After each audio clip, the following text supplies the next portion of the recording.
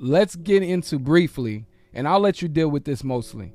Christian versus worldly forgiveness. We wanted to talk about the difference because we don't want y'all to think that they're one and the same. Right. The way that the world looks at forgiveness and the way that the Christian should look at for forgiveness. I think this is one of the keys to understanding this situation in a better light. Right.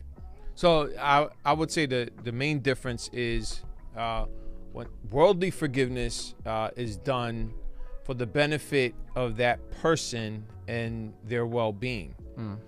You know, there are people out there who aren't Christian that understand that holding bitterness, resentment, and hatred in their hearts is not healthy. So they'll forgive, you know, and they'll do it, but on the basis of advancing themselves to be better, right. You know, to not be in that situation, because no one should be in that situation, even though some people are. But I think it's for personal reasons, right? For themselves. The Christian forgives for the glory of God, you know, and they forgive because in being Christian, the way we are Christian, we've been forgiven. Not forgiving would undermine our very title as a Christian. That's what we live on. That's what we breathe on. That's the basis of who we are. Our salvation, being justified, being sanctified, being glorified, being Christian. It all hinges on the forgiveness given to us at the cross. So we have God so God is responsible for our forgiving, and I think He'll even grace us to forgive, not only to say it with our mouths, but to also do it with our hearts, man, and to live it out, and even extend a hand like He did. You know, that can be done by the grace of God. And meaningful, I would say even eternally speaking, like it's an eternal picture of what Christ has done for us. So that's the main difference. I think the individual does it for themselves, really, even with good intentions for themselves, because they don't want to live that way. But the Christian does it for the glory of God. Right. Right. I'll run through a couple of things I had to say on Christian and worldly forgiveness. Right. You'll never be more like Satan when you continue to accuse someone and withhold forgiveness. And you'll never be more like God when you show mercy and forgiveness to someone who doesn't deserve it. Also, when you forgive others, you free yourself from the sin of unforgiveness and open the floodgate to God's blessings, and He forgives you. That's a quote from John MacArthur. And I thought, man, that was so good. Because we live in environments that constantly require us to show forgiveness, whether it be work, church, home, etc. Wherever we're at, we live in these environments that constantly require us to forgive people. And why? Forgive people because the Bible says not to hold grudges in your heart, but hold love in your heart. Your heart's condition is directly impacted by the forgiveness or the unforgiveness that you show to others.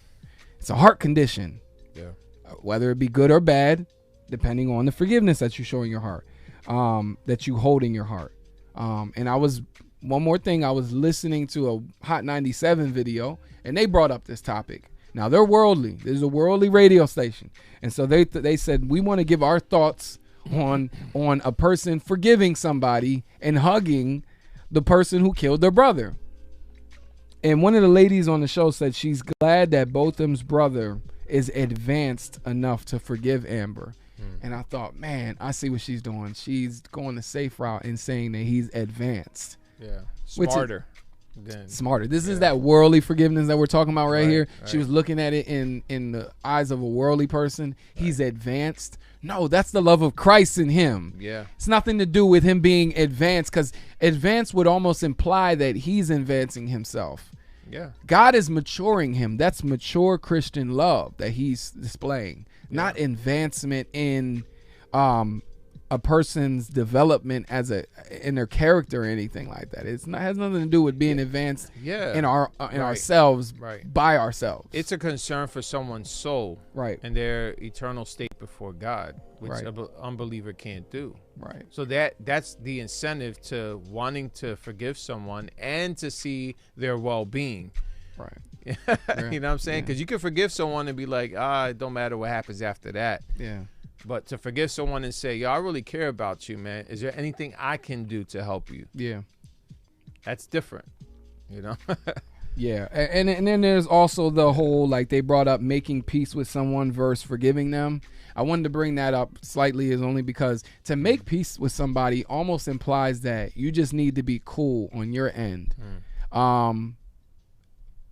Have no hard emotions or hateful emotions towards them, right? But it doesn't bring in the other aspect. No, hating them is not a good thing, right? It's not a good thing. But to love them on top of not hating them is the Christ-like thing. Right. So to hate them and to not hate them and to just be at peace with a situation is different than to not hate them and to love them. There's a difference between making peace with someone and forgiving them.